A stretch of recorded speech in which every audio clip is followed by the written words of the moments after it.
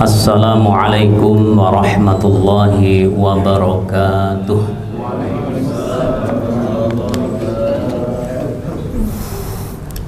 Alhamdulillahi wa kafa, wassalatu wassalamu ala nabiyyinal mustafa wa ala alihi wa sahbihi ahli sidqi wal wafa, amma ba'du.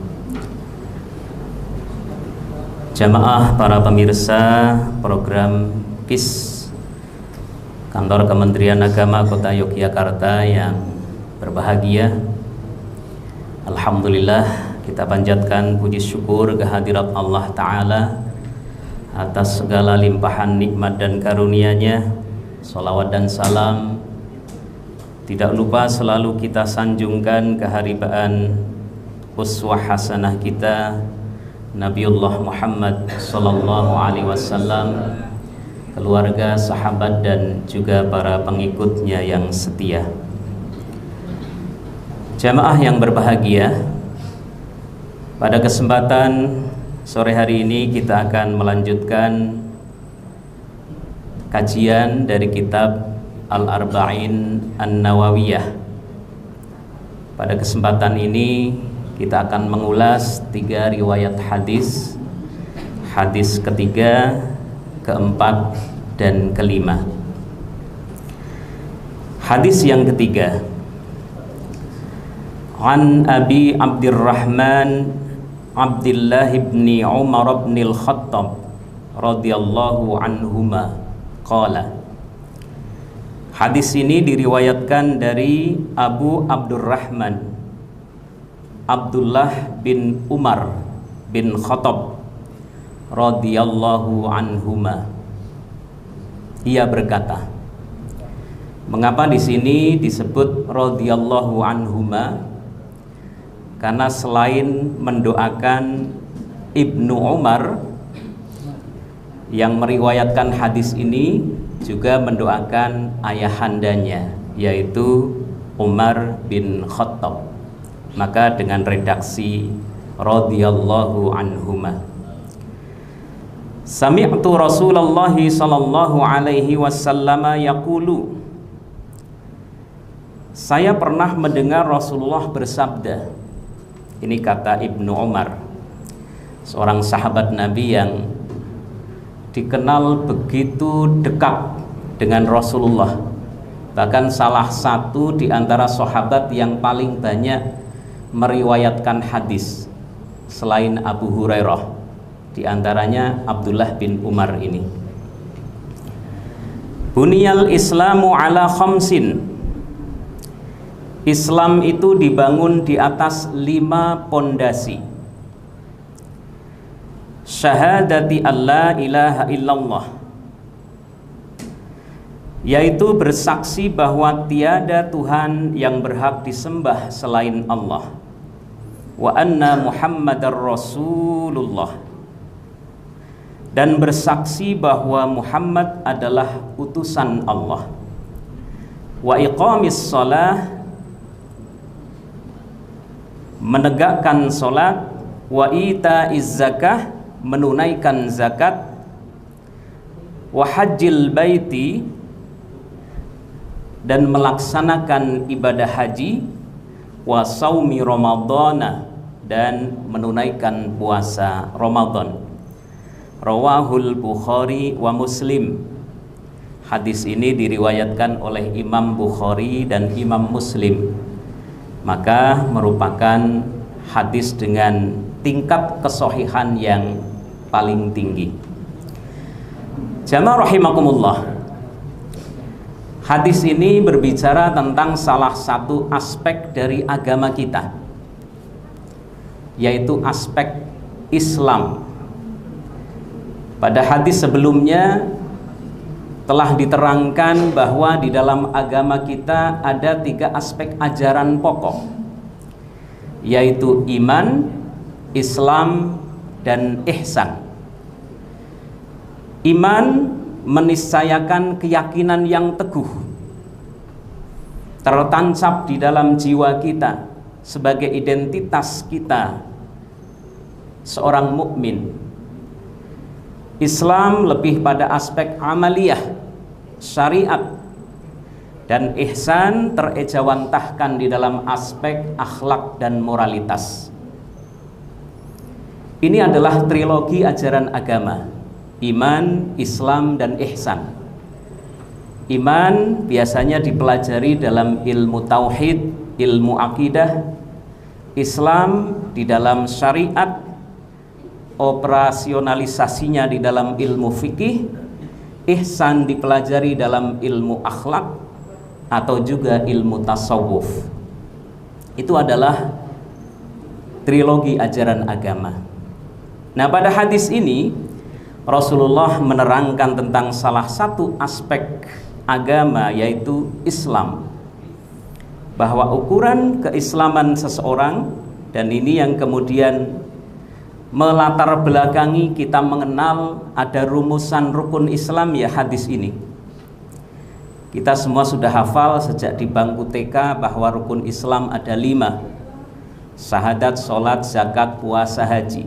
Ya, dirumuskan dari hadis ini bahwa keislaman seseorang ditandai dengan terpenuhinya rukun Islam. Itu pun bagi mereka yang tidak mampu menunaikan di antara rukun Islam ini juga tidak dibebani taklif. Misalnya haji hanya bagi mereka yang mampu. Menunaikan zakat juga bagi mereka yang mampu, terutama zakat mal, zakat mal. Kalau zakat mal ya mampu semua ya. Kecuali zakat fitrah ya. Zakat fitrah ini ukurannya sangat sederhana. Siapa yang memiliki kelebihan harta untuk hari raya Idul Fitri dan kelebihannya itu cukup untuk dibayarkan zakatul fitri, maka dia terhitung orang yang wajib menunaikan zakatul fitri.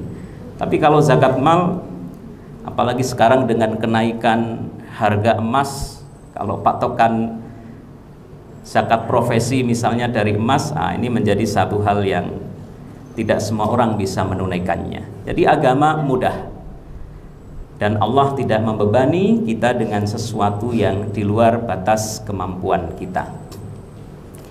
Barangkali untuk yang hadis ini saya cukupkan, karena saya yakin kita sudah banyak memahami terkait rumusan rukun Islam. Hadis yang keempat, ini agak panjang. An Abi Abdurrahman Abdullah bin Mas'udin radhiyallahu anhu qala. Dari Abu Abdurrahman Abdullah bin Mas'ud, beliau berkata, ini Abdullah bin Mas'ud yang sahabat Nabi ya, yang bukan teman kita itu. Ya, ini biasa dipanggil Ibnu Mas'ud ya. Haddatsana Rasulullah sallallahu alaihi wasallam wa huwa shadiqul masduq. Rasulullah sallallahu alaihi wasallam menyampaikan kepada kami, dan beliau adalah orang yang as-shadiqul masduq, yang jujur lagi terpercaya.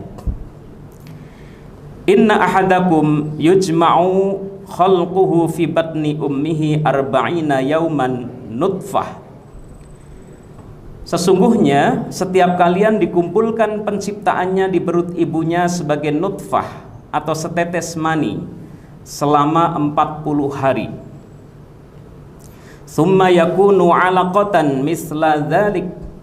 Kemudian berubah menjadi alaqah, atau sering diterjemahkan dengan segumpal darah, meskipun makna yang lebih pas sesungguhnya sesuatu yang menempel di dinding rahim, alaqah ya. Selama 40 hari pula. Tsumma yakunu mudghah misla dzalik. Kemudian menjadi mudghah atau segumpal daging selama 40 hari pula. Tsumma yursalu ilaihil malak fayanfukhu fihi ruh. Kemudian diutus kepadanya malaikat yang lalu meniupkan ruh kepadanya. Wa yu'maru bi arba'i kalimatin. Dan dia diperintahkan untuk mencatat 4 perkara yang telah ditetapkan. Bikat bi rizqihi wa ajalihi wa amalihi wasyaqiyun au sa'idun,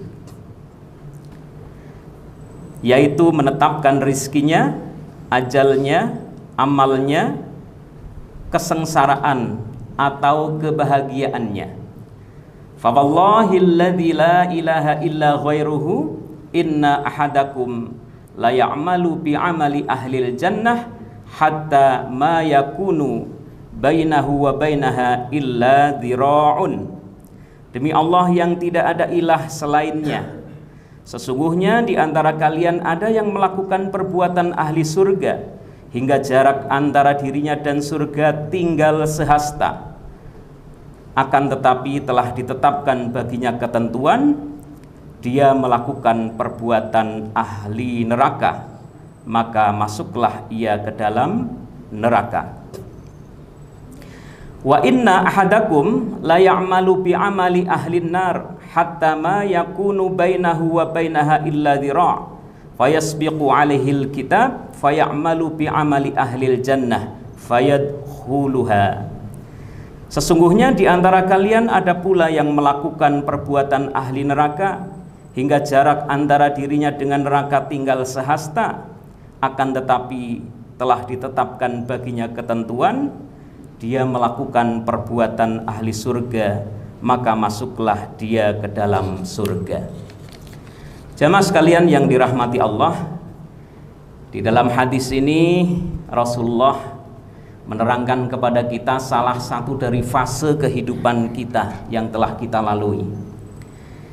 Manusia menempuh kehidupan ini melalui 5 fase, jamaah sekalian. Yang pertama, kita melalui kehidupan di alam roh. Dulu kita sudah pernah melaluinya. Sebelum raga kita hadir, sebelum wadah jasad kita diciptakan, roh kita telah terlebih dahulu ada. Bahkan telah dimintai persaksiannya oleh Allah Ta'ala agar bertauhid. Alastu birabbikum qalu bala. Kita telah bersaksi, syahidna, kita telah bersyahadat di alam roh. Namun banyak yang kemudian setelah terlahir ke alam dunia tidak lagi terikat di dalam perjanjian primordial itu. Banyak yang kemudian tidak lagi memegangi persaksiannya itu. Setelah itu manusia menempuh alam yang kedua, yaitu alam arham, alam rahim, yang diceritakan di dalam hadis ini. Kemudian yang ketiga adalah alam yang fana ini, alam dunia. Setelah itu kita akan memasuki alam yang keempat, alam barzakh atau alam kubur, ya, dan yang terakhir nanti adalah alam akhirat, alam yang terakhir yang tidak ada lagi kesudahannya.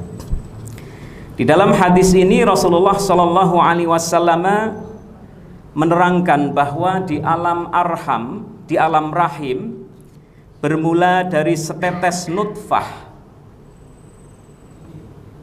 Kita berada di dalam perut ibunda kita dalam kondisi sebagai nutfah selama 40 hari. Setelah itu proses embriologi berlanjut menjadi alaqah, segumpal darah yang menggantung di dinding rahim. Itu juga terjadi dalam waktu 40 hari. Setelah itu proses kejadian kita berlanjut. Kita menjadi segumpal daging.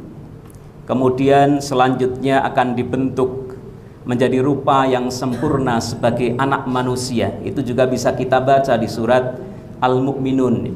Walaqad khalaqnal insana min sulalatin min tin, dan seterusnya. Dan ternyata ini satu hal yang luar biasa, jamaah sekalian. Hal semacam ini diutarakan oleh Kanjeng Nabi 14 abad lebih yang silam, di mana manusia, dunia ilmu pengetahuan masih gelap gulita. Belum ada orang mengetahui proses embriologi yang sedemikian detil seperti ini. Maka ada seorang orientalis dari Perancis, namanya Dr. Maurice Bucaille, yang beliau akhirnya masuk Islam karena membaca surat Al-Mu'minun ayat 12 dan seterusnya, dan juga hadis ini, yang ternyata apa yang diutarakan di dalam ayat itu dan hadis ini selaras betul dengan penemuan ilmu pengetahuan modern, khususnya dalam embriologi manusia. Maka ini juga termasuk bagian dari mukjizat Nabi. Bagaimana Nabi Shallallahu Alaihi Wasallam menyampaikan satu hal yang termasuk ghaibiyat, tidak terlihat, namun ternyata ilmu pengetahuan membuktikan akurasinya. Kemudian setelah kita berada di dalam perut ibunda kita 4 bulan lamanya, ditiupkannya roh. Maka baik sekali ketika usia kehamilan istri kita atau anak kita misalnya, yang bapak-bapak mau mendapatkan cucu, semakin lebih giatlah orang tuanya untuk mendoakan anak-anaknya, terutama anak putrinya yang sedang mengandung, dan mendoakan si jabang bayi yang sedang dikandungnya.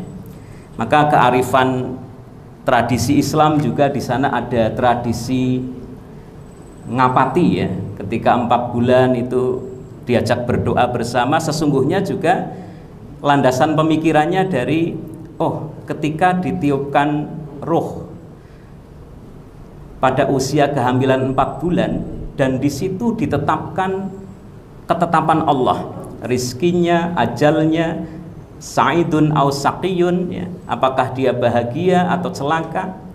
Maka berdoa ini satu hal yang penting, karena dalam riwayat hadis At-Tirmidzi dikatakan la yaruddul qada illa du'a. Di antara hal yang dapat menolak ketetapan Allah yang buruk itu adalah doa. Dan doa itu satu hal yang bisa mengarahkan takdir dan ketetapan Allah menjadi sesuatu yang terbaik. Maka kita dianjurkan untuk banyak berdoa, terlebih bagi kedua orang tuanya. Kemudian di dalam hadis ini juga diterangkan bahwa kebahagiaan manusia itu dilihat dari penghujungnya. Maka kemudian kita mengenal ada konsep husnul khotimah dan su'ul khotimah. Ada orang yang sepanjang kehidupannya dia beramal dengan amalan ahli surga, tetapi di akhir-akhir kehidupannya kepleset menjadi seorang yang durhaka kepada Allah, ateis misalnya. Kalau contoh di dalam tradisi kitab kuning ada pendeta Barsiso namanya, atau rahib ya, rahib Barsiso namanya. Seorang yang soleh tetapi di akhir kehidupannya su'ul khatimah. Kemudian ada juga orang yang di sepanjang kehidupannya beramal dengan amalan ahli surga, ahli neraka, maaf. Tetapi di akhir kehidupannya dia beramal dengan amalan ahli surga, yang kemudian menjadikannya sebagai orang yang husnul khotimah, memiliki akhir kehidupan yang baik. Maka disinilah salah satu letak krusial dan pentingnya dari episode kehidupan kita, yaitu di akhir kehidupan kita. Sehingga mudah-mudahan dan kita semua berharap semoga kita mengakhiri kehidupan kita di alam yang fana ini dalam keadaan husnul khotimah. Amin. Maka tentu keistiqomahan dan konsistensi kita di dalam menunaikan ketaatan ini menjadi satu hal yang penting. Jamaah yang berbahagia, kemudian hadis yang terakhir, karena sudah dijadwal harus 3 hadis ya. An ummil mu'minin Ummi Abdillahi Aisyah radhiyallahu anha qalat, dari Ummul Mukminin Ummu Abdillah Aisyah radhiyallahu anha berkata, qala Rasulullah sallallahu alaihi wasallam, baginda Nabi sallallahu alaihi wasallam bersabda, man ahdatsa fi amrina hadza ma laisa minhu fahuwa raddun. Barang siapa yang membuat hal-hal yang baru dalam urusan agama kami ini yang sebenarnya bukan darinya, maka ia tertolak. Wa fi riwayatin Li Imam Muslim, dan di riwayat Imam Muslim, man amila amalan laisa alaihi amruna fahuwa raddun. Barang siapa yang melaksanakan amalan yang tidak ada perintahnya dalam agama kami, maka ia tertolak. Jamaah sekalian yang dirahmati Allah, hadis ini juga masih memiliki korelasi dengan hadis sebelumnya, yaitu hadis yang pertama. Syarat diterimanya amal kita menurut para ulama ada dua. Yang pertama ikhlas, yang kedua tauqif. Tauqif artinya memiliki landasan dalil syar'i, memiliki tuntunan. Maka sesuatu yang tidak ada tuntunannya, yang dibuat mengada-ada, di dalam hadis ini dikatakan tertolak, yang di dalam istilah agama kemudian dikenal dengan sebutan bid'ah, sesuatu yang mengada-ada, yang tidak ada tuntunannya. Hanya jamaah sekalian yang dirahmati Allah, kita perlu agak cermat di dalam mendefinisikan bid'ah. Di dalam hadis ini, titik tekan kalimat yang mesti kita cermati adalah ma laisa minhu. Man ahdasa fi amrina, siapa yang mengada-adakan di dalam urusan agama kami, jangan langsung fahuwa raddun, dia tertolak. Tapi di situ ada kalimat ma laisa minhu, apa yang bukan berasal darinya. Nah, ini kalimat yang harus difahami dengan baik. Hal-hal yang sifatnya ijtihadi dan itu memiliki landasan dalil, maka kita tidak boleh untuk langsung mengatakan itu bid'ah, meskipun berbeda dengan kita. Karena yang namanya hal-hal apalagi yang sifatnya fikhiyah, itu perbedaan sudah dijumpai bahkan sejak zaman sahabat. Perbedaan yang ada itu jelas dibangun dari dalil. Kalau kita membaca dalam fikih perbandingan misalnya, para ulama yang berbeda, Imam Syafi'i, Imam Malik, ya, atau imam-imam yang lain, itu mereka berbeda karena berdasarkan pada dalil dan metode penetapan hukum yang berbeda yang digunakan. Nah, dalam konteks ini kita tidak boleh kemudian mengatakan yang berbeda dengan kita sebagai orang yang melakukan bid'ah. Nah, di sini. Jadi bid'ah itu diarahkan pada sesuatu yang memang tidak memiliki dasar argumen yang bisa diterima oleh syariat.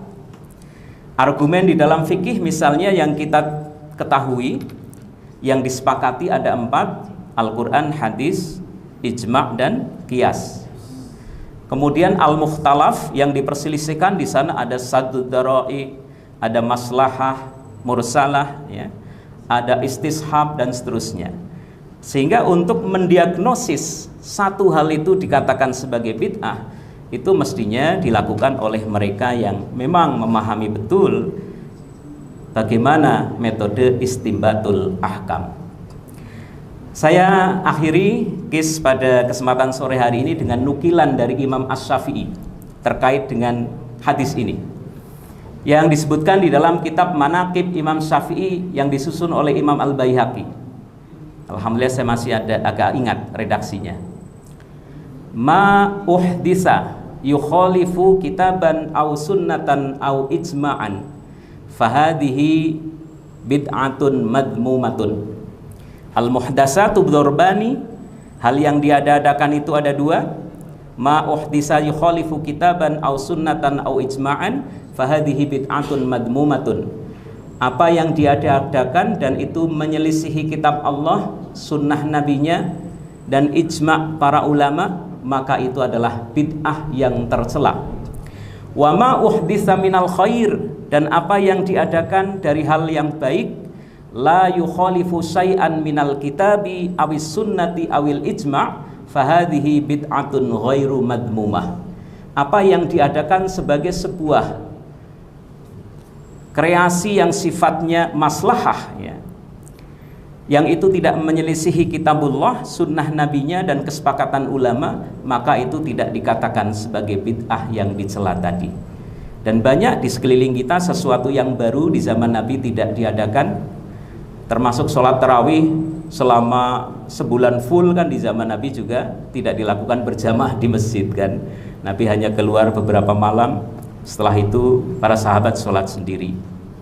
Penulisan hadis bahkan di zaman Nabi dilarang. La taktubu anni syai'an ghairal Qur'an. Jangan kau tulis sesuatu dariku selain Al-Qur'an, karena dikhawatirkan bercampur. Tapi kemudian di abad berikutnya penulisan hadis dimasifkan di masa Umar bin Abdul Aziz ya. Pada tahun 99 sampai 101 Hijriah beliau memerintah. Dan banyak lagi yang lainnya, termasuk model pendidikan yang kita lakukan, peringatan-peringatan hari keagamaan dan seterusnya. Jamaah KIS yang dirahmati Allah, mungkin demikian yang dapat saya aturkan pada kesempatan kajian KIS sore hari ini. Terima kasih atas perhatiannya, mohon maaf kekurangannya, dan selamat menanti waktu berbuka. Terima kasih. Hadanallahu wa iyyakum ajma'in. Assalamualaikum warahmatullahi wabarakatuh.